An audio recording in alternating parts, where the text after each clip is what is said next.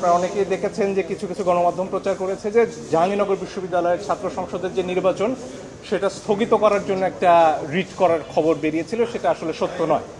আপনারা জানেন সেখানে সম্প্রীতির ঐক্য নামে যে প্যানেলটি রয়েছে তার যে ভিপি পদপ্রার্থী অমর্ত্য রায়, তার প্রার্থিতা হঠাৎ করে বাতিল করে দেওয়া হয়। জানেন আপনারা যে সব কিছুর একটা সময় থাকে, অর্থাৎ প্রার্থিতা যখন হয়, ভোটার তালিকা হয়, প্রার্থিতার যাচাই বাছাই হয়, যাচাই বাছাই শেষে আপিলের একটা সুযোগ থাকে। এই সব প্রক্রিয়া শেষ হয়ে যাওয়ার পরে নির্বাচনের অল্প কটা দিন আগে গিয়ে হঠাৎ করে অমর্ত্য জানতে পারেন যে তার প্রার্থিতা বাতিল করা হয়েছে। এখানে কোনো পর্যায়েই তাকে কোনো শুনানির সুযোগ দেওয়া হয়নি, কোনো চিঠি দেওয়া হয়নি যে আপনার প্রার্থিতা বাতিল করা হবে। এই সব কিছু ব্যত্যয় ঘটিয়ে বিশ্ববিদ্যালয় কর্তৃপক্ষ তার প্রার্থিতা বাতিল করে। তিনি এই কিছুক্ষণ আগে এই রিট আবেদনটি দায়ের করেছেন।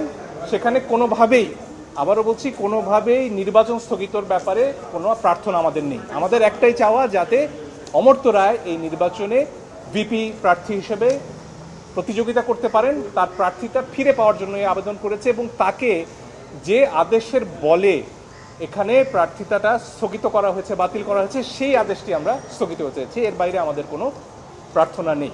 আমাদের আশা, কালকে আশা করছি আমরা এই রিটটির শুনানি করতে পারবো এবং তখন আমাদের বিশ্বাস যে হাইকোর্ট বিভাগ এই শুনানি শেষে অমর্ত্যকে জাহাঙ্গীরনগর বিশ্ববিদ্যালয়ের ছাত্র সংসদ নির্বাচনে অংশ নিতে দেবেন, প্রতিযোগিতা করতে দেবেন।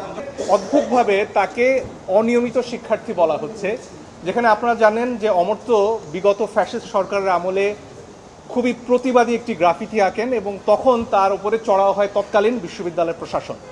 সেই সময় তার ছাত্রত্ব বাতিল করা হয়, তার বিরুদ্ধে মামলা পর্যন্ত হয় এবং তারপরে হাইকোর্ট বিভাগে তিনি আসেন। হাইকোর্ট বিভাগের থেকে নির্দেশ দেওয়া হয় তার ছাত্রত্ব ফিরিয়ে দেওয়ার জন্য, সেটারও ব্যত্যয় ঘটানো হয় এবং এইখানে তার কিছুটা সময় কেটে যায়। এই যে সময়টা কেটে গেল তার কোনো দোষে নয়, বরং ফ্যাসিবাদী প্রশাসনের কারণে, সে সময়কার বিশ্ববিদ্যালয়ের প্রশাসনের কারণে। কারণ তিনি প্রতিবাদ করতেন, আগেও প্রতিবাদ করেছেন, জুলাইয়ে প্রতিবাদ করেছেন, এখনও করছেন।